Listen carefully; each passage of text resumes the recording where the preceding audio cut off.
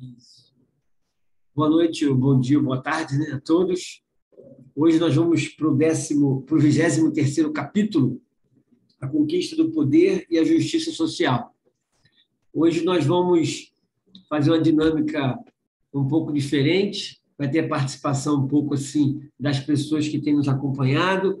Nesse episódio aqui, nesse capítulo 23, a Carmelita vai nos ajudar aí nesse estudo, e no capítulo 24, semana que vem, fechando aí o nosso livro A Lei de Deus, de Pedro Baldi, vai ter a Leila de Petrópolis, não é? Esqueci de falar que Carmelita é de São Gonçalo, senão ela vai ficar triste comigo.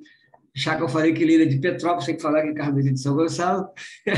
E aí a gente fecha, né, esse livro A Lei de Deus, de Pedro Baldi, semana que vem, na segunda-feira, com a nossa amiga Leila. Daqui a pouco ela vai estar aí com a gente. Nós vamos fazer essa penúltima abertura, né? Como sempre a gente faz, agradecendo a Pedro Baldi por todo esse conhecimento, por toda essa abertura, por tudo isso que ele nos trouxe, né? Nessas 23 semanas, completando hoje, de estudo. E com certeza mudou muita coisa dentro de todos nós.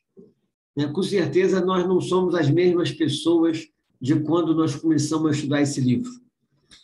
Eu sempre costumo dizer que, uma frase muito boa do Ramatiz, a libertação só se faz pelo conhecimento. E como Jesus disse, conhecer a verdade para se libertar.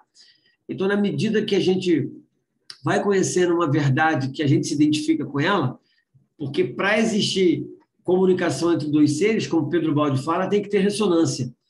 E a gente, né, muitas pessoas vão criando essa ressonância com o Pedro Baldi e essa mensagem que ele traz.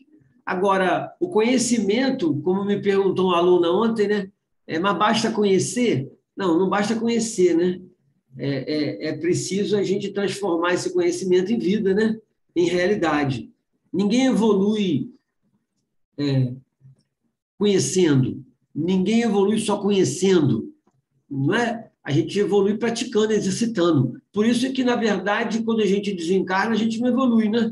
A gente só se esclarece, estuda, mas se esclarece, né? Cuida do nosso ser, mas a evolução é aqui na matéria. E uma prova dessa nossa busca, não é? É a gente estar aqui hoje, estar aí nesses 23 capítulos juntos, nesse exercício. Não somos santos, estamos muito longe da santidade, não é? Mas nós estamos querendo pensar diferente um pouco do que a gente vinha pensando, tentando explicações para muitas coisas que nos movimentam dentro de nós. A nossa sociedade está aí hoje, né, nessa convulsão toda, o mundo, né? E a gente está buscando esse equilíbrio, né? Está buscando viver nesse mundo e não permitir muito que esse mundo viva na gente. Uma coisa é uma coisa, outra coisa é outra coisa. O agir das pessoas é o agir das pessoas. O nosso agir tem que ser o nosso agir, né? Então o planeta está em convulsão. A gente está em pleno apocalipse, não é? Então, em plena separação do trigo e do joio. Então, uma obra como dessa de Pedro Baldi nos convida a sermos espectadores, tomarmos muita cautela, muita calma nessa hora. O nosso grupo de estudo, nosso grupo da meditação, Meditará, que é toda terça-feira, nesse mesmo horário. Semana passada a gente, né, conversou com o Rubens Sturce, e ele falou uma metáfora dos dois pássaros, que eu até já citei aqui em outros estudos, mas o Rubens sempre traz isso, e foi ele que, pela primeira vez eu escutei, foi ele falar. E essa metáfora é interessante, porque imagine uma árvore, onde essa árvore ela é o nosso corpo humano. E nessa árvore tem dois pássaros, né? Um come o fruto dessa árvore e o outro observa. Então, um come o fruto e o outro pássaro observa. Então, nós estamos exatamente, né, nessa convulsão social. Então, nós temos que observar esses dois pássaros. Esses dois pássaros é a nossa instância, são duas instâncias do ser humano. O divino não é? A sua essência e a sua existência. O divino que há nele, né? E o humano que há nele. Então, na hora que a gente vê esse planeta em convulsão, a gente não pode ser esse pássaro que fica comendo esse fruto, não é? Esse fruto está estragado, esse fruto vai fazer a gente mal. Então, a gente tem que ser essa outra instância divina que observa. Essa que é a nossa sabedoria nesse momento. Observar. Essa é a maior ação que a gente pode fazer. Ah, mas isso é passividade. Não, não, não. A gente nunca vai deixar de estar. A forma mais ativa, a maior ação que a gente possa fazer nesse momento é observar, é o silêncio. Porque essas pessoas que tudo comem, não é? Elas já estão mostrando o que elas são. Essas pessoas que tudo comem vão passar mal. Elas vão passar mal. Então, essa metáfora é muito bonita, é muito interessante. São dois pássaros, né? É duas instâncias que tem dentro de nós. Cuidado, quem que a gente vai deixar ficar à frente? Aquele pássaro que tudo come ou aquele pássaro que só observa? Como disse ao longo da obra de Ubaldo, ele disse muito isso, né? Direto falando para a gente, que, na verdade, alguém nos ofendeu, opa, silencia, se acalma, se volta para dentro de você, não é? Não vai comer aquele fruto, não vai lá processar aquele cara, brigar aquele cara e matar. Esquece isso.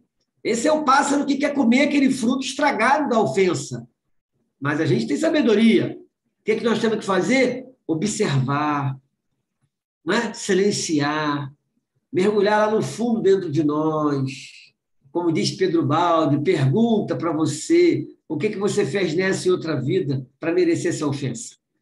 Né? Então, essa obra é, assim, de Pedro Baldi, uma das que eu mais gosto, no sentido de falar da nossa lei, de como a gente se posicionar diante de nós e diante do mundo. Né? Então, vamos lá para a nossa leitura. Carmelita se apresenta aí. Alice, vou fechar o meu, hein? Oi, gente, boa noite, pessoal. É uma honra aqui estar podendo contribuir um pouco aí com os meus estudos. Eu li o capítulo 2 vezes, fiz várias anotações, mas conto aí com a ajuda de vocês também e da espiritualidade, né, principalmente.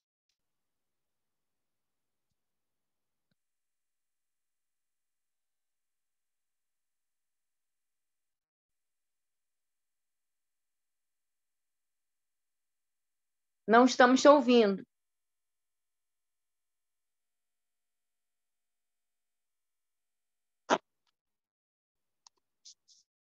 O meu microfone fica fechado, tá? Por causa da microfonia, Carmelita. Você que vai ficar com o microfone aberto.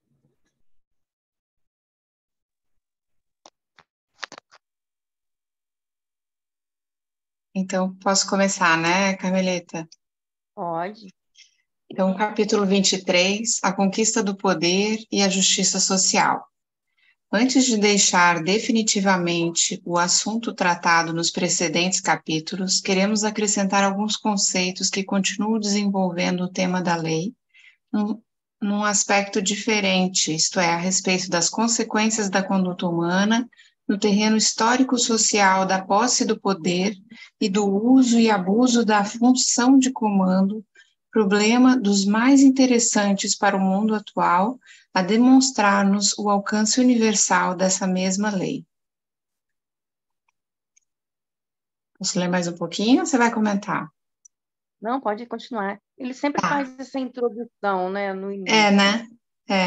Continuaremos usando o mesmo método dos capítulos anteriores. Quando se trata do problema da conduta humana, é fácil cair no erro comum daqueles que, pregando virtudes, em nome dos santos princípios por eles defendidos, acusam, condenam e se deixam arrastar pelo desejo de perseguir o próximo. Isso é devido, sem querer, ao natural instinto de agressividade que o homem teve de desenvolver na sua luta pela vida, porque esta é a lei do seu plano, levando cada um a esmagar os outros para subjugá-los. Esta é uma das muitas ilusões psicológicas de que já falamos e às quais o homem muitas vezes obedece sem suspeitar de seu papel. Ele é apenas seguidor de uma lei do seu nível evolutivo. Como não aproveitar tão bela oportunidade de Gabriela, desabafar o... Oi? eu vou comentar. Ah, Vou tá bom, comentar um pode pouquinho falar. esse pedaço, Aham, tá? tá. Me chamou muito a Carmelita, atenção. Carmelita, só um minutinho. Deixa eu te dar uma Oi, sugestão. Deixa a tá baixo? Gabriela terminar o parágrafo, porque senão ela vai ter dificuldade depois em recomeçar. Terminar o parágrafo? Isso. Aí você volta, aí você comenta. Ah, Tá? tá. Fica melhor. Porque Porque aí pode se perder, né? Se perder. Tá época, bom. isso, André. Até a gente aqui na leitura pode se perder. Tá bom, minha filha? Aí, Gabriela, fecha o Beleza. raciocínio, depois Tá você pode bom. voltar ao texto como você quiser. Fica tranquilo. Tá, Tá? vou ler Fica à mais esse vontade quanto a pedacinho isso. Tá. Só então. para facilitar um pouco. Como não aproveitar tão bela oportunidade de desabafar o próprio instinto de agredir para dominar, tanto mais quando isto se pode fazer em nome dos mais altos ideais, cobrindo-se do manto das mais nobres finalidades? Por isso, procuramos seguir um método diferente, que não é o de condenar, colocando-nos na cátedra do juiz, método que o Evangelho desaprova quando nos diz: não julgueis. Então, quando ele fala assim, ó, deixa eu achar aqui agora. Isso é devido, né? Ele fala que é fácil cair no erro comum, pelo qual a gente prega virtudes em nome de tantos princípios que a gente defende. E acusa, condena e se deixa desejo de perseguir o próximo. E aí ele fala, isso é devido ao natural instinto de agressividade que o homem teve que desenvolver na sua luta pela vida. Então, ela sempre... Isso me chamou muito a atenção. Momentos de nossas vidas onde um instinto prevalece o racional, né? Muitas vezes a gente perde a noção do que está acontecendo, às vezes de raiva, né? No momento de rancor, a gente perde a noção, não sabe nem o que está fazendo. Passa depois aquele furacão e você acorda e fala assim, gente, eu fiz isso, o que eu fiz? Né? Então, é esse sem querer. Por quê? Porque a gente age com o instinto natural da agressividade. Né? E aí, eu lembro também de um pouco dos conhecimentos que eu tenho sobre instinto, né? Que é uma coisa que não é racional. Né? É como se fosse um efeito, uma resposta do nosso organismo, uma resposta hormonal do nosso organismo, e que muitas vezes a gente acha que controla e não controla, né? Mas o livro vai falar mais à frente que tem como controlar. Por isso ele colocou sem querer, porque é uma coisa irracional. Quando a gente age num momento de raiva, de um problema, de uma questão que você foge do seu controle, né? E você não age como manda a lei, né? A lei de Deus, a gente acaba agindo com natural instinto. Então, um instinto de agressividade prevalece o nosso racional. E a gente age de forma irracional. A ciência explica que isso é liberação de hormônios, como adrenalina, noradrenalina, e que muitas vezes não conseguimos controlar, justamente justificando o que ele fala aqui, ó, sem querer. Né? E aí eu fui lá no capítulo 17 para ver o que ele fala sobre instinto, né? Sobre o que Pedro Baldi fala sobre instinto. E aí ele fala que no mundo da desordem, o instinto é útil. Na ordem, não. Então, relembrando aí o capítulo 17, né, que eu fui lá e eu lembrei desse capítulo que falava de instinto. E isso me chamou muito a atenção. Né? E outras frases como o espírito não é servo, mas o dono dos sentidos. E aí é o que ele está falando, como a gente deve se comportar numa situação dessa. É difícil, porque é uma guerra, uma luta entre o racional e o irracional. O irracional que é controlado fisiologicamente pelos nossos hormônios. E o racional pela nossa conexão com o divino, pela nossa espiritualidade. E, às vezes, né, a gente está sempre comentando, durante o livro inteiro, a gente sempre comentou, um ou outro comentou. É difícil. Até o professor falava, né? É difícil seguir a lei de Deus. Não é fácil. E essa palavra instinto é uma palavra que chama atenção, porque quando a gente encontra essa dificuldade, geralmente é ele que prevalece, né? Que acaba dominando o nosso racional. Aqui fala também que esse instinto de agressividade é uma ilusão, né? Ele fala, esta é uma das tantas... Não, aí ele fala aqui, né? Que o homem teve que desenvolver na sua luta pela vida, porque esta é a lei do seu plano, que leva cada um a esmagar os outros, para subjugá-los. É a lei do forte sobre o mais fraco, né? E ele fala, esta é uma das tantas ilusões psicológicas de que já falamos e às quais o homem muitas vezes obedece, sem suspeitar, é o sem querer, que ele está só seguindo uma lei do seu nível evolutivo.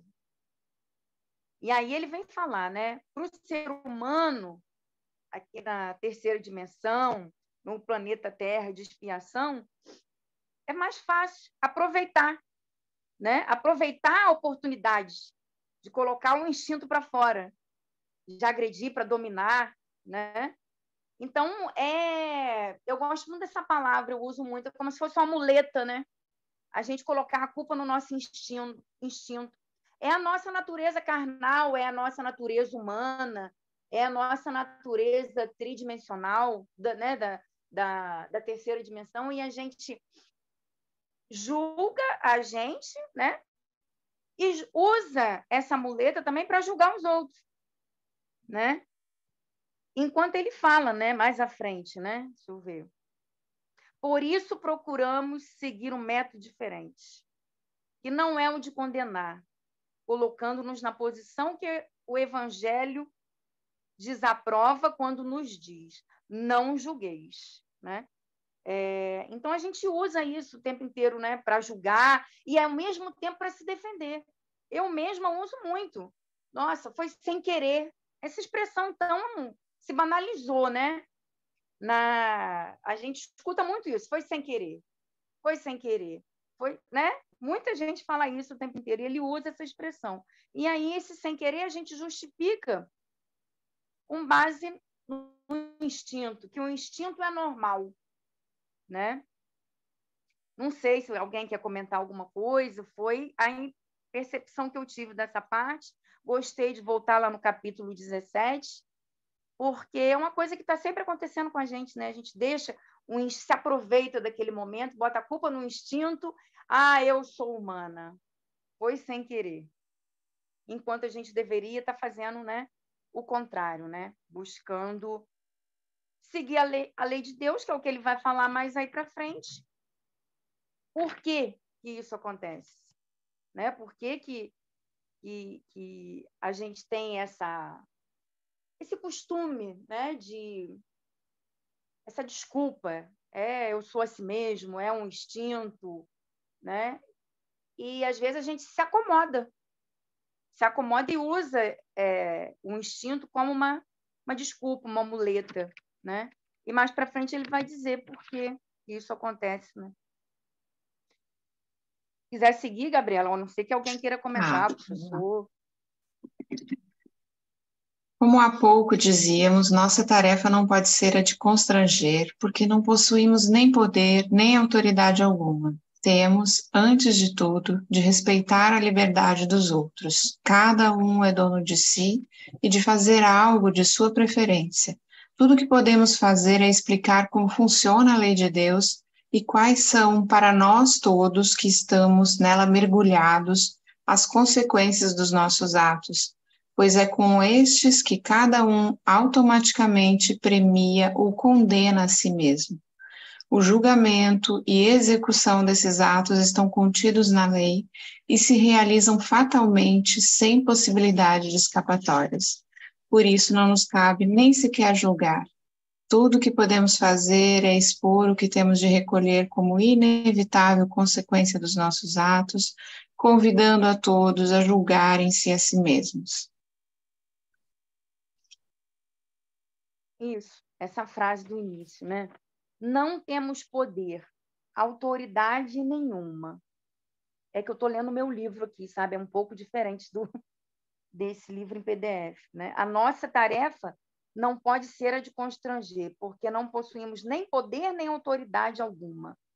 Temos, antes de tudo, que respeitar a liberdade dos outros, pois cada um é dono de si mesmo.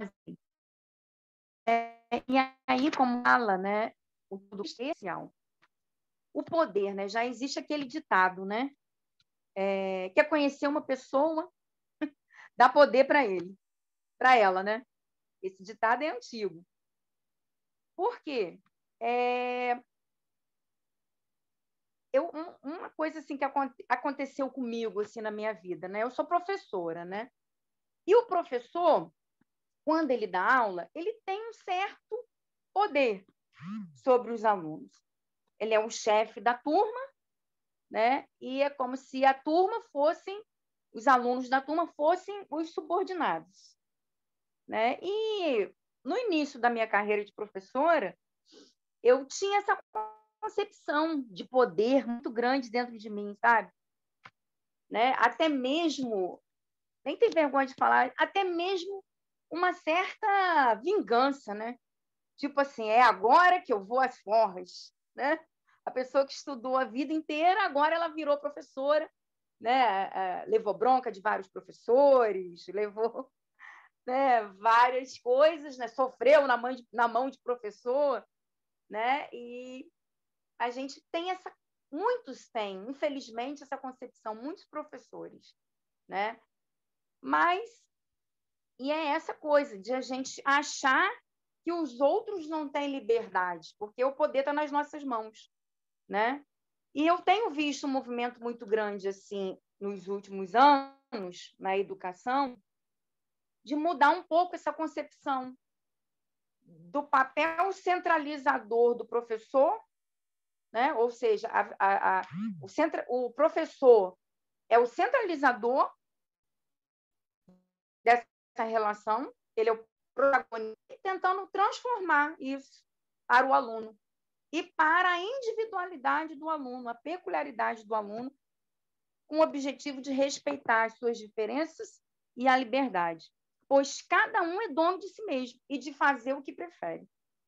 E aí entra de novo a luta, porque ao mesmo tempo que o professor precisa, de certa forma, estabelecer uma ordem na sala de aula, ele também precisa respeitar a liberdade dos outros, né?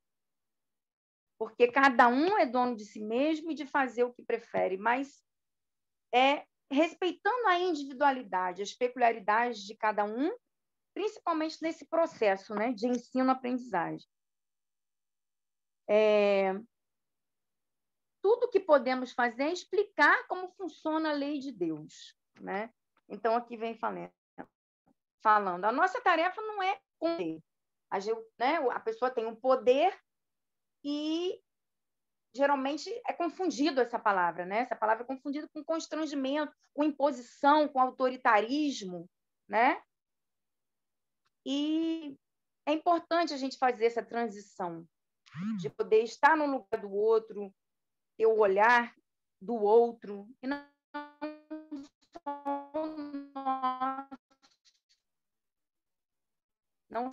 a nossa pessoa.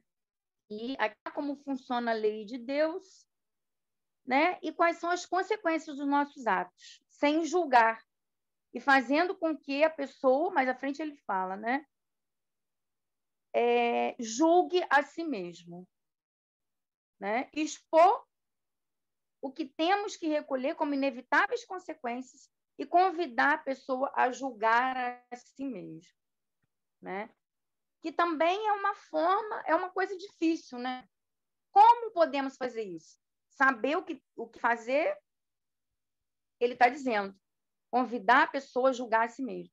Mas como? Como é a forma, como é o jeito, quais palavras que você vai usar, até mesmo porque cada indivíduo é um ser único, diferente, tem teve uma vivência diferente, teve uma criação diferente, uma educação diferente, né? Pode continuar, Gabriela. Como já foi explicado anteriormente nos capítulos 17 e 18 e outros deste volume, a lei deixa o homem, ainda não evoluído bastante, lutar para chegar ao poder, concedendo-lhe a possibilidade de funcionar com a sua psicologia egocêntrica, a qual lhe permite acreditar que a conquista do poder significa, antes de tudo, uma vantagem para si. Quando o homem, vivendo nesse plano evolutivo, chega ao poder, no mais vasto sentido de forma e domínio social, é lógico e também justo em seu nível de vida que ele use sua posição no poder conforme sua forma mental, porque outra ele não possui, isto é, dominando e explorando para tirar proveito pessoal. Essa é a forma mais involuída, usada pelos poderosos, correspondente ao estado primitivo, seja do chefe, seja dos seus subordinados. A lei permite tudo isto porque esta é a realidade e a maneira de conceber nesse plano de evolução, plano que ele ainda não conseguiu ultrapassar. Quem alcançou a posição de chefe não a recebeu de graça, mas teve de lutar para chegar até aí, vencendo seus rivais e teve de enfrentar perigos e fazer esforços para desenvolver sua força e inteligência.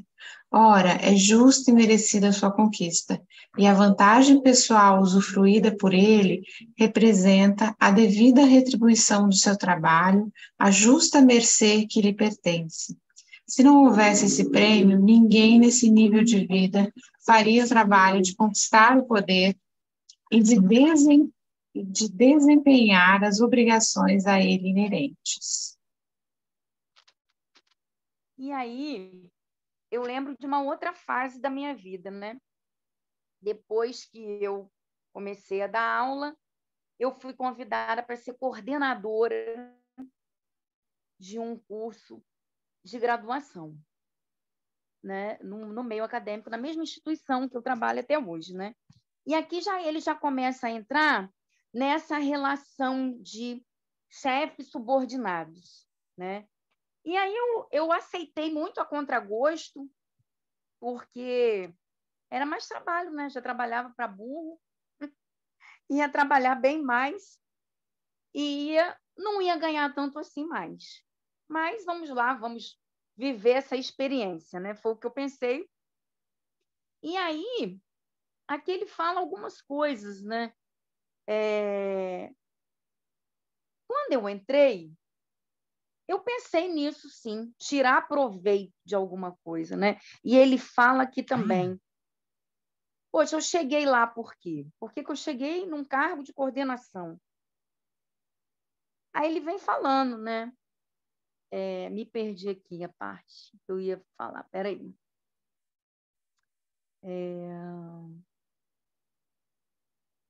Deixa eu ver aqui. Quem alcançou a posição de chefe não a recebeu de graça, mas teve que lutar para chegar até lá. Por que que eu fui convidada? Porque era uma professora ativa, né? Trabalhava, cumpria os horários, já tinha estudado mais de 10 anos na vida, fiz o mestrado, fiz o doutorado, e isso para o meio acadêmico valia muito, né? Era importante para você ser o coordenador, né? E aí eu aceitei e quando eu entrei, eu falei assim, poxa, eu vou tirar proveito disso. Eu que vou fazer o horário dos professores. Opa, eu posso fazer o meu horário como eu quiser, né? Pensando em mim. e outras, né? Outras possibilidades assim também de horário mais flexível, diminuição de carga horária, que eu tive também. Então, tudo isso o que você vai ganhar com isso? Além do aumento de salário, que não era muito, ganha-se muito trabalho, mas sempre tem uma vantagem, né? E ele vem falando aqui, sem falar do status, né? De você ser chefe, de você ter vários outros professores que você precisa coordenar, né? E eu me vi aqui nessa parte do texto, né?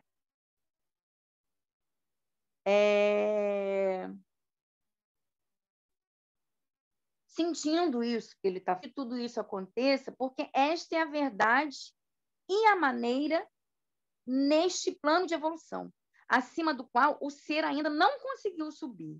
E aí está associado com a parte anterior que ele fala aqui, ó.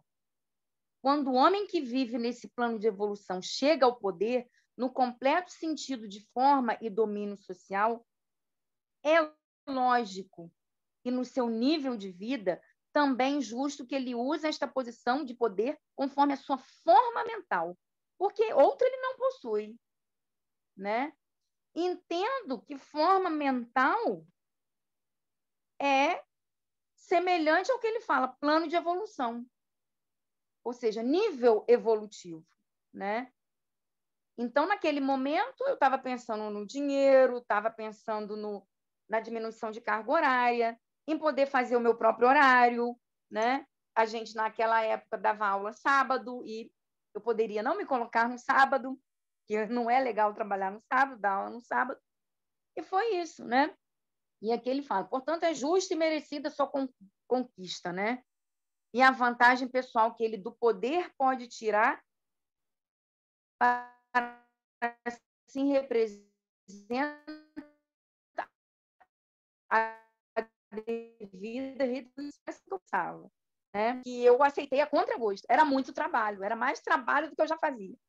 Eu ia ter que deixar de fazer algumas coisas que eu gostava para fazer coisas que eu nunca tinha feito e desconhecidas, um mundo desconhecido que eu ia ter que aprender, né? Era um aprendizado, uma experiência, como eu falei também, né? Mas foi pensando nessas vantagens e, sim, claro, no poder. É aquela velha frase, o poder sobe a cabeça. E aí, lá fui eu. Aí pode continuar, Gabriel. Até esse ponto, tudo está bem equilibrado em seu devido lugar. O chefe é o mais forte e mais astuto. E isto, em seu plano, lhe confere o direito de ser chefe. Direito reconhecido também pelos seus subordinados, possuidores da mesma forma mental. Mas até quando dura tudo isso? Se a posição se baseia na força e na astúcia, ela vai durar enquanto houver força e astúcia. O chefe tem de provar isso a todo momento, pois todos os que são dominados e rivais, tendo a mesma forma mental, estão prontos a agredir, acho que deve ser agredi-lo, para apoderar-se do poder. Todos estão mergulhados na mesma atmosfera de luta e mesmo se o chefe não quisesse usar esses métodos, os subordinados são eles os primeiros a exigirem da parte do chefe esse tipo de poder, muito embora não correspondente à função. Não está me ouvindo? São eles os primeiros a exigirem da parte do chefe esse tipo de poder, muito embora não correspondente à função de cérebro, diretor de uma sociedade orgânica, a qual espontaneamente, para sua vantagem, deve reconhecer no seu chefe o cérebro cumpridor de uma função de interesse coletivo. Nos planos inferiores, quando um chefe não mostra sua força, são os próprios subordinados, antes constrangidos à obediência, que o eliminam. A toda hora, ele tem de dar provas de saber dominar e ser o mais forte. E é exatamente isso, né? Aí continuando a história aí da minha vida como coordenadora, né? Até esse ponto, tudo está bem equilibrado em seu devido lugar. O chefe é o mais forte, o mais astuto, apesar de eu não me sentir assim, até mesmo porque era um cargo novo, uma etapa nova da minha vida, né? Desconhecida. Mas até quando dura tudo isso, se a posição se baseia na força e na astúcia? É lógico que ela não pode durar senão enquanto essa força e a astúcia durarem. Então, eu senti o tempo inteiro sendo cobrada pela minha equipe, né? Como vem falando aqui, né? Mais à frente. São eles os primeiros que exigem da parte do chefe este tipo de poder. Então, eu comecei a ver que a equipe de professores pediam por reuniões, pediam por melhorias, pediam para poder revisar a ementa do curso, né? E aí começaram a vir várias solicitações e demandas que eu tinha que alcançar, né? E comecei a observar também nas reuniões, muitas vezes eu tinha assim que conversar individualmente com alguns professores, ouvia reclamação dos alunos, né? Ouvia muitas reclamações dos alunos. Eu lembro que certa vez a gente estava chegando no final de um semestre, né? Onde tinha que fechar nota e tudo. Os alunos tinham direito a fazer prova de recuperação. E eu lembro que uma turma reclamou de um professor que ia dar prova de recuperação, mas não havia entregue as notas das provas anteriores. E aí, a gente estava no período final, tudo tem prazo, tem um calendário para se respeitar, e eu tive que chamar esse professor para conversar, e foi uma das primeiras conversas assim mais difíceis, tete a tete, que eu tive que ter, né? E eu lembro que, quando eu conversei com ele, eu falei para ele que ele não poderia estar dando uma prova de recuperação sem os alunos saberem quanto precisava para a recuperação, sem saber como que tinha ido numa prova anterior, sem saber o que tinha errado na prova anterior, né? Sem ter tido uma revisão de prova, né? Para poder se preparar para a prova de recuperação. Eu lembro de uma pergunta que me chocou muito dele. E ele perguntou assim: e onde é que está escrito isso? Tem um regulamento que me obriga a entregar a nota para os alunos antes da prova de recuperação? E aí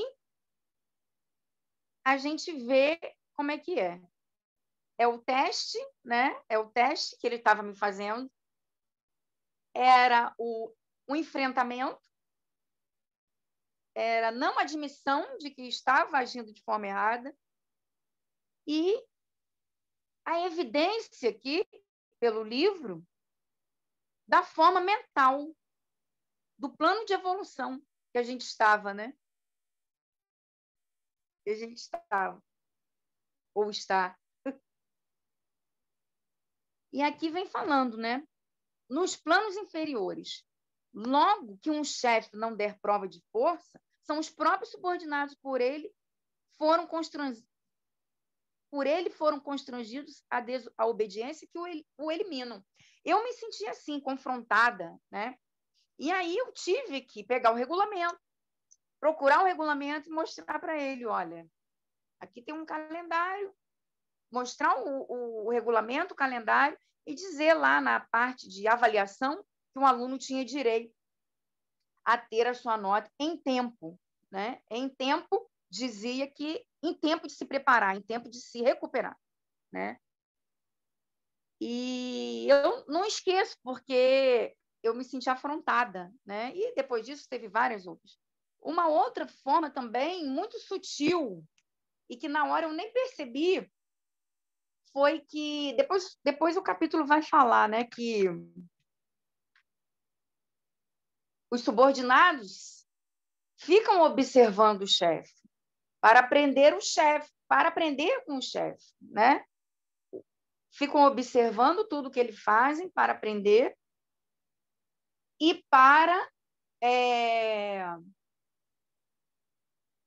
e querem ser como o chefe, né? Eles desejam ser como o chefe, almejam estar naquela posição do chefe. E eu lembro que, quando eu entrei, eu tinha muito pouco tempo de instituição como professora, então nem a instituição eu conhecia direito, tão a fundo assim, e já tive que, depois de 1 ano e meio, mais ou menos, já ser coordenadora. Não tinha nem curtido ainda a instituição, já ia para um cargo de chefia. E eu lembro que, como eu era muito inexperiente, eu não entendia muito, tinha alguns coordenadores desse curso anteriores que sempre estavam me ajudando, me ensinando, me orientando. E numa dessas reuniões que eu estava presidindo, e estava com uma mesa grande, cheia de professores, eu dei uma sugestão, até esse ponto eu já tinha lido todos os regulamentos, já conhecia a instituição, já conhecia melhor o curso, e fui pedir uma opinião para um desses colegas que estava sentado do meu lado. Eu acho, né, dando uma solução para um problema, eu falei assim, eu acho que podemos fazer dessa forma, assim, assim, assado, e perguntei para o meu colega, o que, que você acha, né? E aí um outro professor agiu com deboche. Quando terminou, assim que o outro, esse ex-coordenador, acabou de falar, um outro professor que estava na frente da gente olhou para mim e falou assim, e aí, fulano? Né? O nome desse outro professor era Zé, né? José, a gente chamava ele de Zé. E aí, Zé, o que, que você acha? Agindo com deboche, como se eu tivesse perdido o meu poder de chefe por pedir a opinião de um chefe anterior, né?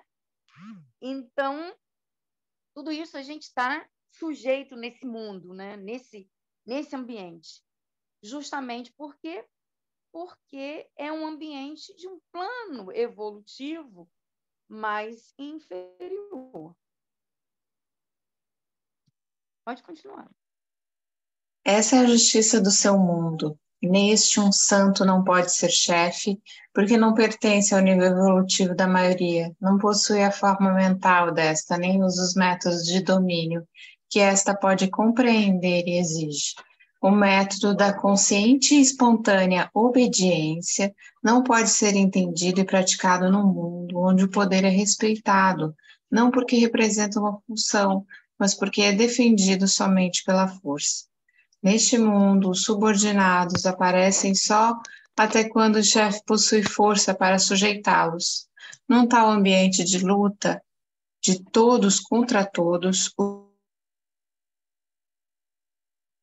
ficam à espera de que esta força falte ao chefe. Isto para o seu primeiro sinal de fraqueza tirar-lhe o poder das mãos e apoderar-se da sua posição de domínio a fim de substituí-lo. Usam-se, assim, a mesma psicologia e métodos do plano de vida, repetidos por eles próprios, seja na posição de chefes, seja na de dominados. E aí, o que aconteceu? Apesar de eu ter sido convidada para ser coordenadora, houve uma eleição, né? Uma eleição de uma única chapa, e aí, no final das contas, eu tive que ser empossada lá como coordenadora. E isso que ele fala no final, que os subordinados querem apoderar-se de sua posição de domínio, eliminar, isso não aconteceu. Mas aconteceram outras coisas que afetaram muito a minha saúde. Foi nessa época que eu descobri algumas doenças, né? Foi nessa época de muito trabalho que eu sofri um acidente na ponte, de muito estresse. E depois eu tive problemas na coluna, a fibromialgia, que alguns aí que me conhecem sabem, né? Então, as consequências para mim foram essas, né? E eu tive que, ainda como coordenadora, muitas vezes, aguentar todo o fardo, sentindo tudo que eu estava sentindo em relação às consequências do acidente, as doenças que estavam começando a chegar, né? E aqui ele fala assim, né?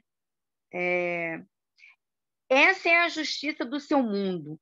Neste, um santo não pode ser chefe, porque ele não pertence ao nível evolutivo da maioria, não possui a forma mental desta e não usa os limites e pode compreender. Então, apesar de eu ter que ser chefe, e eu sempre fui muito brincalhona, sempre muito risonha, eu lembro que eu mudei muito a minha postura na época, porque as pessoas se aproveitam disso, né? Acham que isso é uma fraqueza, e eu lembro que eu fiquei me impondo mais, fiquei um pouco mais séria, né? Falando um pouco mais diferente, né? Tudo como se fosse um método de defesa, né? Uma forma de se defender e de mostrar força, como o capítulo aqui fala, mostrar o poder, né? E ser respeitada, né? E é uma forma também, né, de dominar. Mas algumas vezes eu tinha que tomar atitudes que eu não me sentia bem, não me sentia confortável, né? De ter que confrontar um professor que estava agindo mal, de ter que, às vezes, como é que eu posso? Discutir relação chefe, subordinado, e fazer valer as regras, né, do jogo, né? E era difícil. Qual era a forma de fazer isso, né? E naquela época eu não tinha um jeitinho muito bom de falar, de conversar. Ainda hoje ainda sou meio ainda difícil ainda de falar, de conversar, mas naquela época era um pouco ainda, bom, né? Era um pouco agressivo, eu não tinha essa maturidade. E aí veio a fibromialgia, né? E aí foi quando começou a cair a ficha de que não era para eu estar ali naquele local, de que já tinha dado, já tinha feito o que eu podia fazer e que naquele momento eu tinha que sair, né? Mas eu não podia sair, então eu fiquei até o final. Na verdade, eu saí porque eu fiquei grávida. Eu saí da coordenação para entrar de licença de maternidade. E aqui ele fala também, né?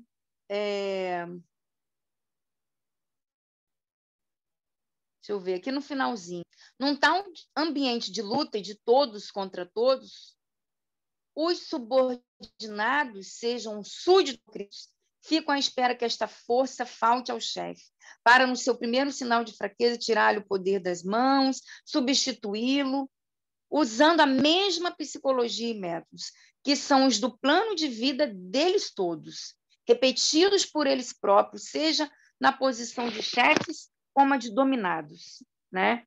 E aqui eu também vi uma coisa interessante, usando o exemplo do chefe e do subordinado, mas às vezes numa relação assim de trabalho, mas às vezes essa relação de subordinado e poder, ela está em todas as nossas relações, né? Pode ser uma filha com a mãe, um filho com o pai, ou o contrário, um marido com uma mulher, né, com a sua esposa, uma relação de irmão mais velho, irmão mais novo. Então, o livro usa esse exemplo, mas que a gente possa também abrir os olhos para ver, enxergar nas entrelinhas que existem outras relações, né? E que muitas vezes a gente se faz ser chefe de outra pessoa, né? E faz a outra pessoa ser o nosso subordinado. E o capítulo fala, não possuímos nem poder e nem autoridade nenhuma. Mas muitas vezes a gente age assim na nossa vida, né? Como se a gente tivesse autoridade, como se a gente mandasse no outro, como se a gente tivesse poder sobre o outro, controle sobre o outro. Pode continuar. Essa é a realidade que se encontra na prática, atrás de todas as teorias. A primeira função do poder é a de demonstrar-se poderoso. Os homens chegaram assim a governar em nome de Deus, intitulando-se representantes dele, por direito divino, porque Deus é o mais poderoso. Repetimos a pergunta, mas até quando irá durar tudo isso? Temos visto quais são os alicerces sobre os quais se baseia essa posição de domínio. De fato, tratando-se de um plano inferior de vida, quem nele vive não pode deixar de ficar sujeito às ilusões que lhe são relativas. A ilusão consiste no fato de que esse tipo de homem não conhece o jogo que está jogando. Ele acredita que a vitória seja unicamente para sua vantagem. A vitória, porém, é uma miragem sem duração, útil apenas porque o impulsiona à experiência e assim ele avança no caminho da evolução. A lei movimenta essas alavancas para abalar o indivíduo, porque somente a estas ele responde. E acontece que o homem, para conquistar e manter sua posição de comando, para desempenhar compromissos que essa posição impõe, tem de fazer esforços na luta, tem de pôr em ação suas qualidades para adestrar cada dia mais sua inteligência. E aí, o que eu aprendi com essa experiência, né, de coordenação? Aprendi e me reconheci em várias frases aqui do capítulo, né? Neste um santo, voltei lá atrás um pouquinho, neste um santo não pode ser chefe, não querendo ser santa. Mas depois dessa experiência, eu tive vários outros convites para montar chapa para direção, para ser coordenadora de outros setores. E essa experiência, eu tive muito aprendizado, mas o maior aprendizado é que eu não queria ser chefe. Essa foi a grande lição que eu tive. Porque foi uma época que eu não tive pai. Né, tem gente que fala que eu trabalho muito hoje, que eu faço muita acidente, voltando do trabalho, né? Num dia de muito trabalho, um dia que trabalhei manhã, tarde, noite, praticamente. E quando ele fala assim, a lei movimenta essas alavancas para agitar um indivíduo, que só estas ele responde, né? E como a gente sabe, e a gente já falou aqui várias vezes, né, sobre a doença. Quando a doença chegou, eu senti que era a alavanca se movimentando, eu me reconheci aqui, se movimentando porque eu estava fazendo algo que provavelmente não era para mim, ou eu tive que passar aquilo, mas era mais que o meu limite suportava, sabe? É o que eu vejo hoje, sabe? Mas sim, teve um aprendizado, trouxe, né? E acontece assim que o homem, para conquistar, né, e manter a sua posição de comando para desempenhar os compromissos que esta implica, tem que fazer esforços na luta, tem que pôr em ação as suas qualidades para adestrar cada dia mais a sua inteligência. Sem falar nisso que ele está falando aqui, eu trabalhei doente, eu continuei trabalhando, comecei o tratamento, eu já não tinha tempo para a vida pessoal e agora eu tive que colocar na minha agenda mais o tratamento, né? Mas tudo isso me fez refletir, me fez entender, deu uma agitada para eu entender que cargo de chefia não era para mim.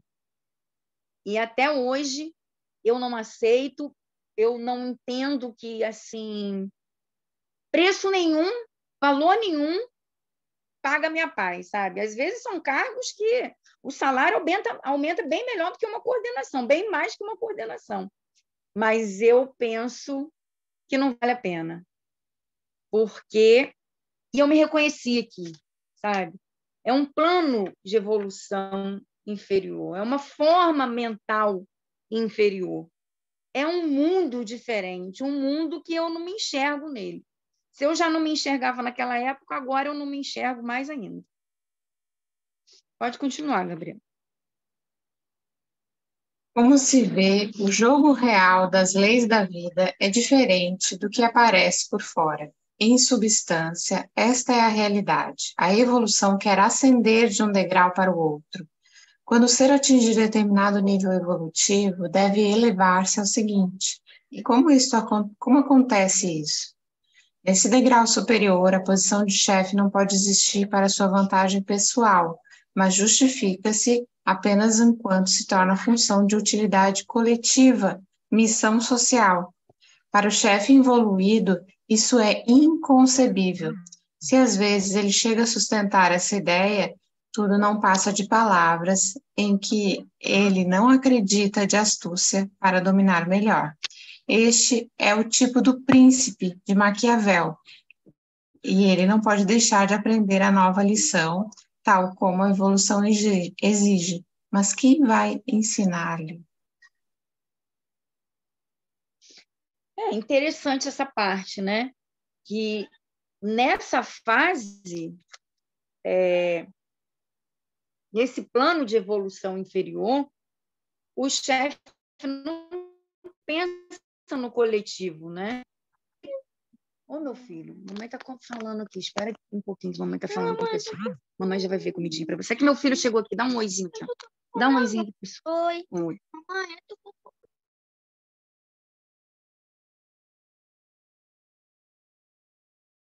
Sabe que quando eu vejo esse parágrafo aqui, eu não consigo parar de pensar nos políticos, né, nos governantes, né, que muitas vezes usam o cargo para tirar vantagens e é um cargo que essencialmente deveria ser para o povo, né, para resolver questões, né, do coletivo, né.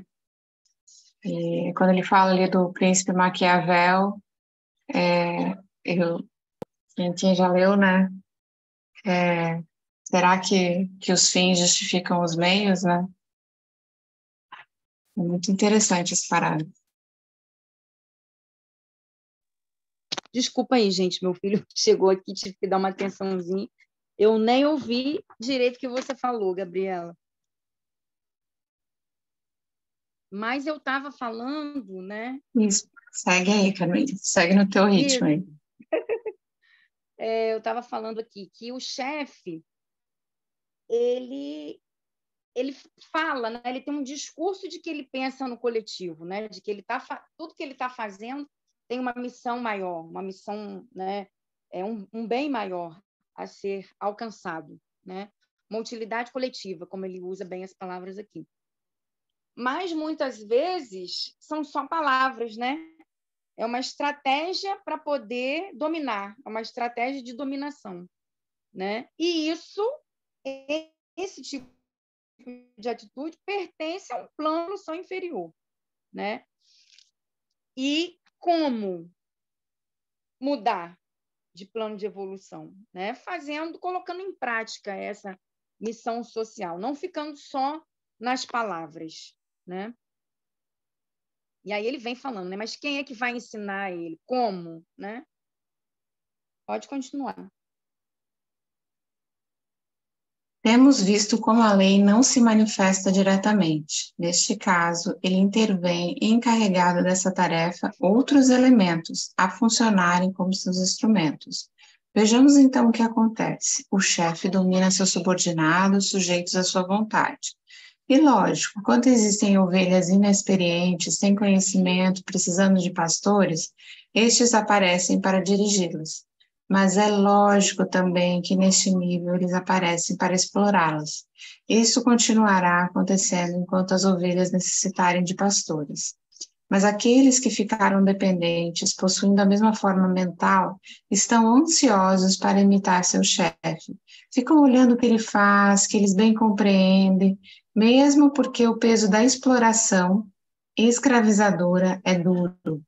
Entretanto, o sofrimento vai desenvolvendo a inteligência deles. A opressão do chefe se transforma para eles numa escola, na qual os reduzidos à obediência vão estudando para chegar aos mesmos resultados de vantagem atingidos por quem os domina, aprendendo nessa escola a usar os mesmos métodos do sucesso, os da força e astúcia.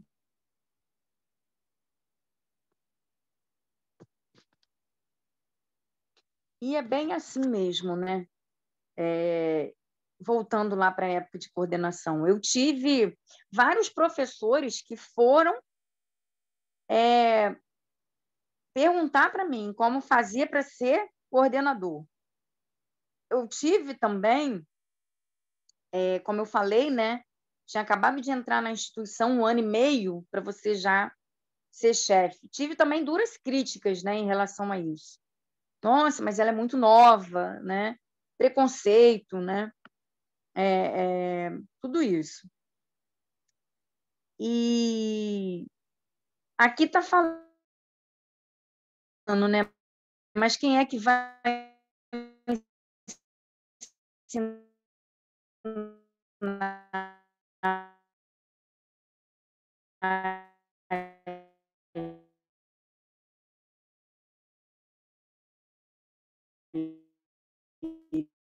né? Eles aprendem através da observação, né? O texto vem falando, né? Pode.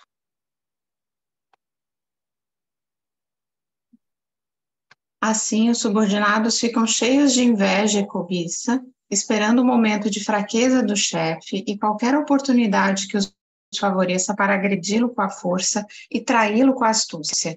O próprio chefe não pode estar isento das consequências do seu método, não pode deixar de ficar sujeito às leis do sistema usado por ele, às do plano de vida onde todos vivem, chefes subordinados. Os comandos estão sempre olhando os defeitos e erros do chefe para tirar proveito, usufruir vantagem com o objetivo de furtar-lhe os frutos da sua vitória e, por sua vez, vencer, substituindo-o na tão almejada posição de domínio.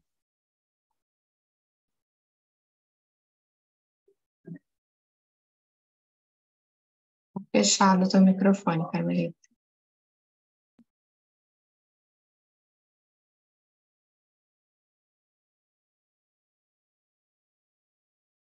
Eu acho que travou, Ana Carmelita, Fratani. Se você quiser falar alguma coisa.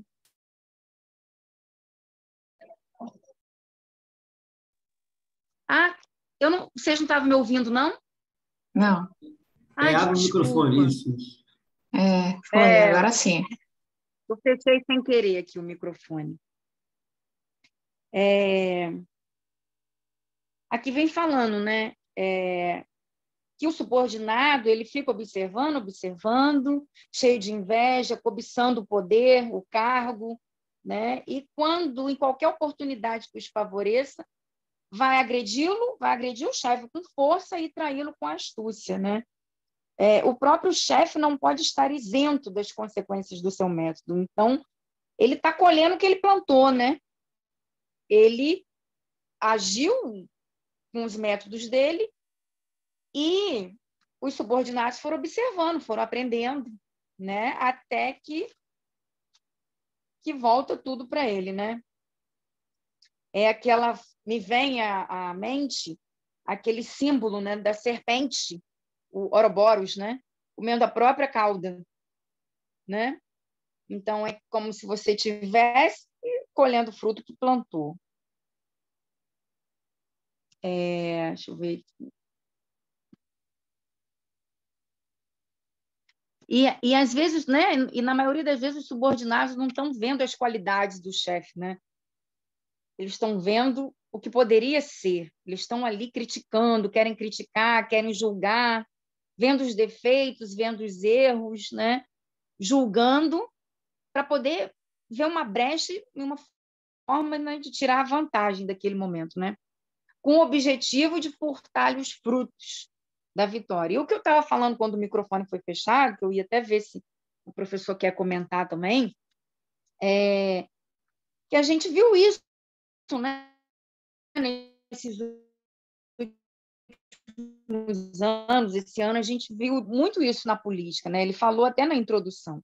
Uma hora eles estão se abraçando, estão se beijando, outra hora eles estão um zangado com o outro, não se falam, daqui a pouco estão se beijando, se abraçando de novo, né? E uma hora é subordinado, outra hora é chefe, né? Eu não sei se ele quer comentar com essa visão política, porque eu acabei estudando o capítulo com essa visão mesmo de chefe e subordinado, mas não consegui aplicar muito para a política, né? Como ele falou, não sei se ele poderia aí ajudar um pouco.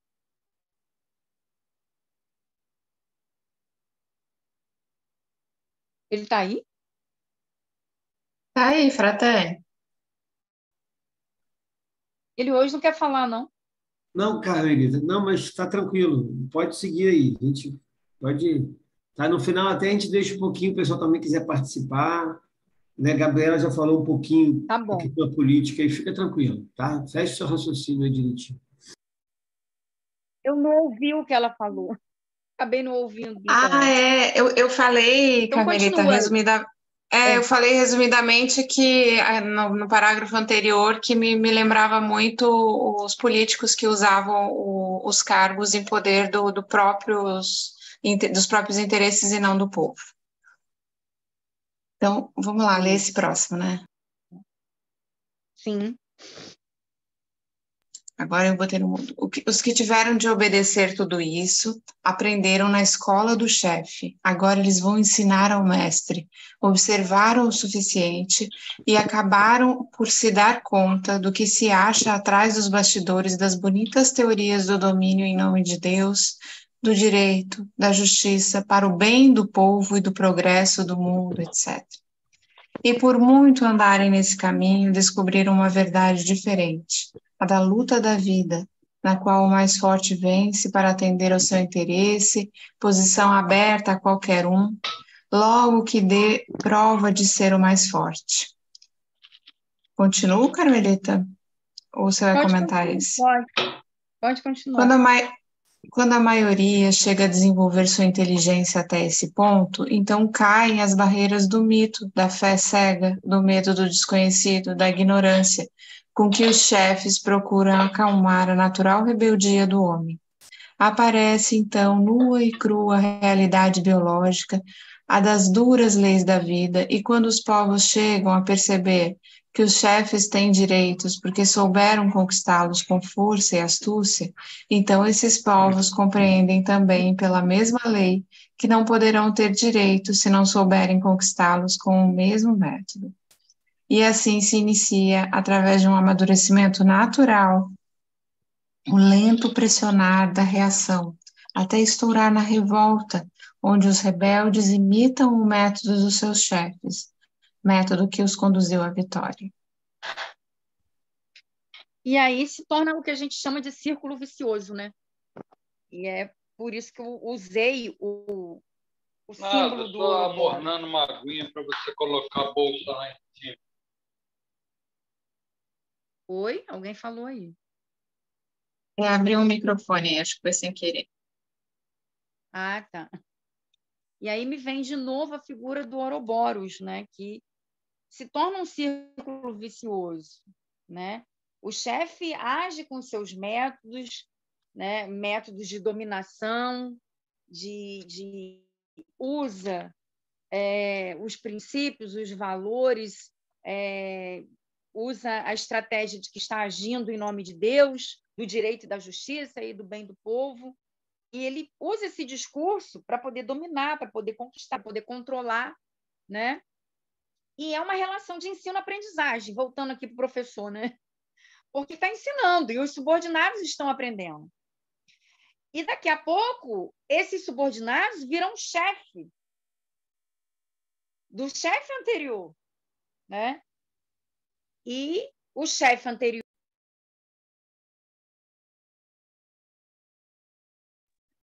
Fechou teu microfone, Carmelita.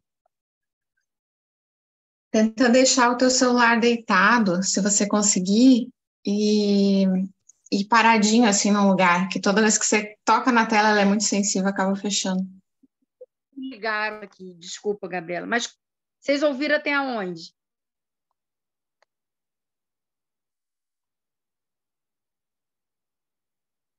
Está aberto o microfone? Tá? Você está me ouvindo? Tô te ouvindo, tô te ouvindo.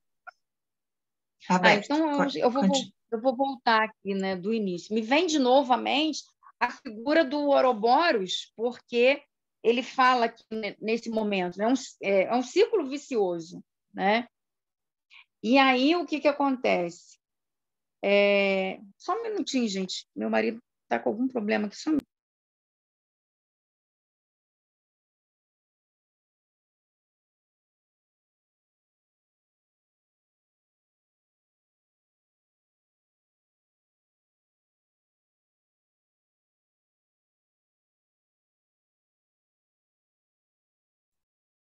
Você tá falando aqui, Carmelita? Ou você tá falando na tua mensagem? Tá fechado o microfone.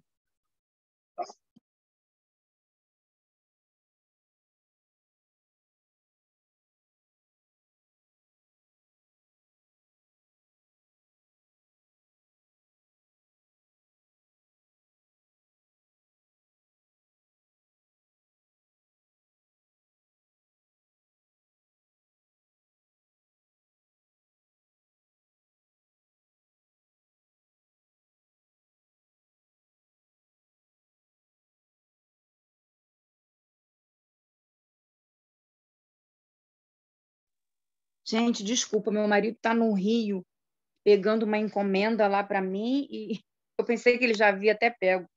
E ele me ligou aqui, todo confuso lá do endereço. Desculpa, tá? Vamos lá, pela terceira vez.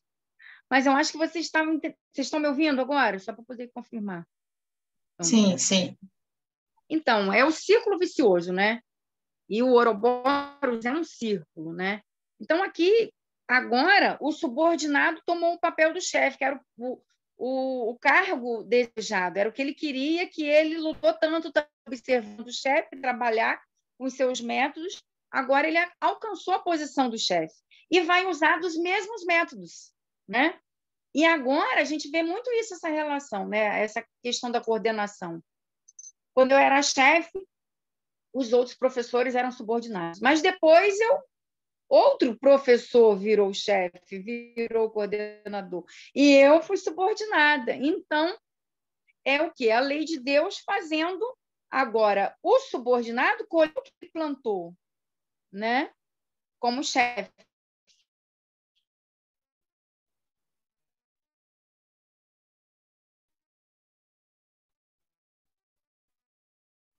E porque ele observou, ele aprendeu, ele lutou, ele do chefe para conquistar a vitória, né? E aí vem o parágrafo final aí que fecha, né? Pode ler, Gabriel. Podemos ver dessa maneira como a lei automaticamente realiza sua justiça utilizando elementos diferentes, colaborando todos para o mesmo objetivo, a evolução comum.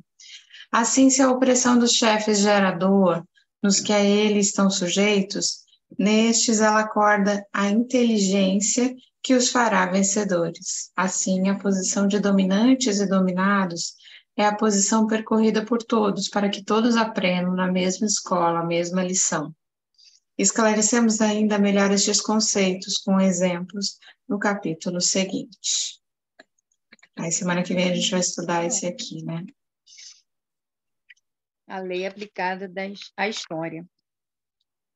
É engraçado, na mesma escola, né? E eu usei um exemplo da escola, né? A escola que eu trabalho, né? E é isso que eu acabei de falar, né? A lei faz com que os papéis sejam invertidos o tempo inteiro para a gente poder ter o nosso aprendizado, né? O aprendizado para a gente poder subir de posição, como ele fala em parágrafos anteriores, né? E essa é a grande maravilha, né, da lei de Deus. É isso. Então tá ótimo. Carmelito, obrigado pela ajuda, pela sua dedicação, né? Eu só queria saber se alguém quer dar alguma contribuição, alguém quer falar alguma coisa, que aí ajuda também o nosso estudo, né? Como a Carmelita disse, complementa um pouco do que ela disse. Alguém quer se colocar? Deixa eu dar uma ajudinha aqui. A gente sabe assim, nós estamos 500 anos tecnicamente e 1000 anos moralmente atrás de Marte. Aí a pessoa às vezes pergunta, isso professor, mas tem vida em Marte? Isso é uma outra história, né? Mas Marte tem vida, né? Tem que ter vida. Nós não somos os únicos, né? Que pretensão nossa é essa. Mas o que acontece? Marte é um pouco mais evoluído do que a gente, né? A vida em Marte é todo no oco dele, é intraterrena, por isso que não se acha vida na superfície de Marte. Mas quando o Ramatiz fala que nós estamos 1000 anos moralmente atrás deles, isso nos anima um pouco, né? Porque a gente vê que o livro do Ramatiz é esse, ó, A Vida no Planeta Marte, né? E os Discos Voadores. Esse Ramatiz era marciano, como Aldir e tantos outros, então Santos Dumont, né? Então, na verdade, eu recorri a esse livro aqui porque a gente, né, Carmelita colocou essa questão do chefe, né? Essa questão logo no início, Pedro Baldi fala, né? A posse do poder e do uso e abuso da função de comando. Isso vale na instituição religiosa, isso vale, como ela falou aí na parte né, da escola, do serviço público, privado, na política, como a Gabriela falou, né? Esse abuso do poder, função do comando, está em todo lugar. Não é? E a gente fica observando assim. Eu gosto muito de ler essas coisas de Marte, porque isso nos projeta, né? Daqui 1000 anos, 1200, 300 anos, como é que vai estar a Terra? Como é que vai estar isso?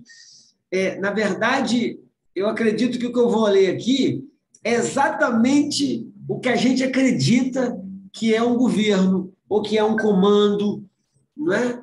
É exatamente isso. Então, observa o que ele fala aqui. Ó. Primeiro, ele diz: o governo é mais um guia espiritual do povo. Já mudou tudo, né? E aí ele diz assim, ó, o governo marciano, em vez de poder máximo, graças à sua consciência espiritual desenvolvida, prefere a condição de entidade obediente à necessidade coletiva. Não é? Eu não tenho poder. O coletivo é que tem o poder sobre mim. Olha que diferença. Não desconhece a sua missão de imensa responsabilidade perante Deus, a quem terá de prestar conta dos seus atos e poderes outorgados. Aí ele fala do cidadão marciano. O cidadão marciano, como célula componente de organismo social de interesse comum, já compreendeu que a saúde das partes estabelece a saúde do todo. Em consequência, primeiramente, o cidadão marciano tratou de ajustar a sua conduta, fortificar a sua vontade, o seu caráter, para depois ter direito a um governo à sua altura. Ó, cada povo tem um governo que merece. E aí ele depois fala assim, ó, o governo é produto, olha lá, vamos pensar aqui, não vamos pensar só em governo, não. Essa frase aqui de Ramatiz, ela vale para a direção de uma escola com seus alunos, vale para o governo, né, político, partidário, né, o governo administrativo de um povo, vale para tudo, né, dentro da instituição religiosa. Ó, o governo, que vale para tudo isso que eu estou falando, é produto do pensamento e dos ideais coletivos, os quais, sendo imorais e anti-evangélicos, criam também um conjunto governamental imoral e anti-evangélico. Pois tais governos são fruto da mesma árvore social. Olha o que é isso. Tais governos são frutos da mesma árvore social. Não é? Então, quem é que está lá no governo? Ué, o povo. Aquela pessoa que um dia foi povo, aquela pessoa que um dia foi cidadão, normal, natural, ele está lá. Então, a fonte é a mesma.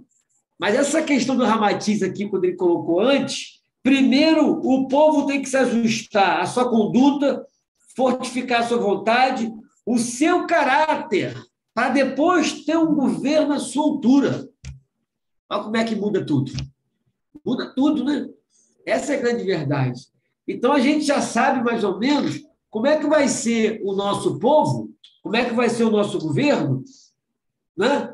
E ele ainda diz aqui, ó, o governo marciano é um conselho governativo, né? São eleitos pela sua magnífica contextura espiritual, discernimento psíquico e experiência milenária. Olha que coisa. A gente não tem esse modelo no Brasil. A gente não tem esse modelo no mundo, mas nós vamos ter. Nós vamos ter. Esses políticos que estão aí hoje, essas pessoas que estão administrando na astúcia, na esperteza, ele já está de olho para dar rasteira no colega, para tomar o poder, né? É o ciúme, a inveja, uma miséria. É coisa do humano mesmo. Isso tudo está com os dias contados na Terra. Isso vai passar. Não vamos ficar presos nessa miséria, não, que isso vai passar. Isso é uma questão de tempo. Já, já, esses políticos já vão estar em outro lugar, em outro planeta, e eles vão ter que... né? E lá eles vão ser de novo presidente, vice-presidente, vão ser diretor de escola, e está tudo certo, nada errado. Né? Mas no Brasil, aqui na Terra, nós vamos ter esse governo aqui, ó. Não é? Por quê? Nós vamos ter um povo diferente, um povo mais consciente, um povo mais honesto. Não é? Honesto no sentido não de devolver o dinheiro. Honesto é aquele que sabe o que veio fazer e ele faz. Não é? Preocupado com o seu caráter. Aí é o caráter o povo semelhante ao governo. Não é? Então, quem é o meu governante? Não é isso? Sou eu, é uma extensão de mim. É isso que Ramatiz fala aqui. Não é? Então, o governador Marciano, são 12 diretores que ele fala, né? São 12 governadores, entre homens e mulheres. Né? E esses 12 são exatamente reflexo do seu povo. Então, primeiro o povo muda, depois o governante muda. O problema é que a gente quer mudar o governante, mas queremos continuar fazendo tudo o que a gente fazia antes. Né? Então, as pessoas pedem uma coisa, mas, na verdade, elas exigem uma coisa que nem elas conseguem fazer aquilo que elas exigem do outro. Né? Ser aquilo que elas exigem do outro. Pode falar, cara. Tem uma lei na química que fala semelhante atrai semelhante. Isso. É exatamente o que você está falando. Né? O povo precisa evoluir seu caráter para um dia ter o governo de acordo com esse caráter evoluído. Hoje ele tem o que está na forma mental dele, né? E aquela história, a gente tem que entender uma coisa. Hoje nós temos um pouco mais de esclarecimento. Hoje nós estamos definindo dentro de nós o que seria um governo justo. Né? Mas o detalhe é que nós hoje estamos escolhendo o que a gente plantou. Não é? Então, não é assim de uma encarnação para outra que o negócio melhora. Não é assim também. Não é? Mas, gente, dá para me ter ideia, né? Dá para a gente ter uma ideia como foi o nosso passado para a gente ter esses governantes, esses políticos que a gente tem hoje. Não é verdade? Então, é tudo ação e reação, é tudo fruto do nosso passado. Então, isso demora, é geração em geração. Não é? Mas agora é diferente, né? Porque agora nós estamos separando o trigo do joio. Agora nós estamos fechando um ciclo, uma era. Não é 2.120 anos, que a cada signo saiu do signo de peixe, não é? E entrou no de aquário. Não é uma era só, não é 2.100 e pouco anos. Nós estamos fechando 12 signos. Então é uma coisa muito maior. A Terra vai passar por uma mudança impressionante, geológica, tudo, né? Mas também nós vamos passar por essa mudança dentro de nós, como já estamos passando. Então, o planeta está em convulsão. Vai ficar mais ainda. Eu acredito que 2023, principalmente 2024, que é ano 8, né? A gente tem que se preparar, porque vai ter uma limpeza forte. Muito forte. Né? Muitas coisas vão acontecer, vão se revelar. Por isso eu disse na abertura, na prece, né? Que a gente tenha discernimento, que a gente tenha calma. Uma coisa é uma coisa, outra coisa é outra coisa. Né? Então, o momento agora ele é muito crístico, mas ele também é muito crítico. Vai melhorar, Fernando? Não se iluda com isso. Não se iluda com isso. Não se iluda que o negócio é melhor, não sei o que, político. Gente, acalma. Acalma, porque se o homem não mudar, acabamos de ler isso aqui, ó. Se o homem não muda, as pessoas estão preocupadas com a mudança do governo, as pessoas estão preocupadas com a mudança planetária. Está tudo errado. Está tudo errado. Quando a gente vê a maioria das pessoas preocupadas com a mudança interior, opa, já estamos no caminho certo. Mas não estamos vendo isso. Nós não estamos vendo isso. Nós não estamos vendo a maioria das pessoas preocupadas com elas. Então, ainda está um pouco distante essa mudança exterior. Porque a mudança interior... Gente, quem é que faz a medicina? Quem é que faz a arte? Quem é que faz a religião? Quem é que faz o governo? Não é o homem? Não somos nós? Então... As pessoas falam assim, não, mas gente, a medicina é neutra. Quem dá polaridade à medicina é o homem. A religião é neutra. Quem dá polaridade a ela é o homem. O governo também é neutro. Quem dá polaridade a ele é o homem que vai entrar lá dentro. E quem é o homem que vai entrar lá dentro? Nós, ora. Bobagem. Não tem outro. Vai vir outro de outro planeta? Não existe isso. Né? Então, eu não sou pessimista, né? Mas eu sei que a Terra, o que vai acontecer com a Terra? Nós sabemos da mudança toda que vai acontecer. Então, a gente tem que ter calma, tranquilidade, né? Para a gente ver isso tudo que o Pedro Baldi falou nesse capítulo, entender, compreender, e que é o momento. Tem que ser assim, não podia ser de outro jeito. É reflexo. O povo é reflexo. O governo é um reflexo. Né? E não tem nada errado. Você vê uma igreja, as pessoas falam muito na igreja evangélica, olha quantas pessoas estão indo. Né? Tem a sua utilidade? Tem a sua utilidade, o semelhante se atrai, Carmelita acabou de falar. As pessoas se atraem. Está tudo certo, não tem nada errado. Né? E o outro vai para outro lugar, vai para outro lugar. Mas Fernando, ele chega lá, tira tudo brinco, tira o ouro, tira o colar, dá tudo na igreja. Aí isso é um absurdo. Não está vendo que está sendo roubado, não sei o quê. Gente, não tem nada errado, está tudo certo. Está tudo certo, não tem nada errado. Aquela pessoa precisa daquilo. O Deus dela precisa daquilo. Né? Então, a gente está com essa heterogeneidade grande, né? De tudo no mundo. Não é isso? Até a gente começar a definir valores, definir, afinal de contas, quem somos nós, de onde nós viemos, para onde a gente quer ir, não é? Isso tudo a gente vai aos pouquinhos ajeitando, assentando e tendo a tranquilidade. E é isso que a gente fecha hoje o nosso... Alguém quer falar alguma coisa? Fica à vontade. Fala, Carmen. Eu vou fazer uma pergunta. É normal, nesse momento que você está falando aí, que a gente está passando agora, a gente sentir assim, aversão a lugares, aversão a pessoas, lugares que você tinha afinidade, pessoas que você tinha afinidade. É normal você... É normal, Carmen. Isso é muito normal. Não está querendo mais... porque só tem... Olha só tem... Você falou da semelhante atrai semelhante. Pedro Baldi fala que para ter comunicação entre dois seres, você tem que ter ressonância, né? Então, a gente vai mudando um pouco, né? Não dá mais para ter aquele tipo de conversa, determinado tipo de amizade. A gente vai ver naquilo que não nos alimenta mais. A gente observa, na metafísica da saúde, as pessoas que têm infecção, cistite, as pessoas que muitas vezes até estão com prisão de ventre, mas a cistite aponta muito isso, não tanto a prisão de ventre. Aí você observa o quê? Elas precisam eliminar alguma coisa na vida delas, elas não conseguem eliminar. Não é? Eliminar um hábito, eliminar um vício, eliminar uma amizade, um relacionamento, não é? Eliminar uma conduta, determinada forma de pensamento. Agora, por isso que nós estamos falando. Quando a gente fala que o planeta está mudando, quem é o planeta? Somos nós. Nós estamos mudando. Não é? Então, na verdade, a energia da Terra está mudando. E nós temos que acompanhar isso. É isso que nós estamos percebendo, é isso que nós estamos sentindo. Reverbera em nós, né? Exatamente. Reverbera em nós.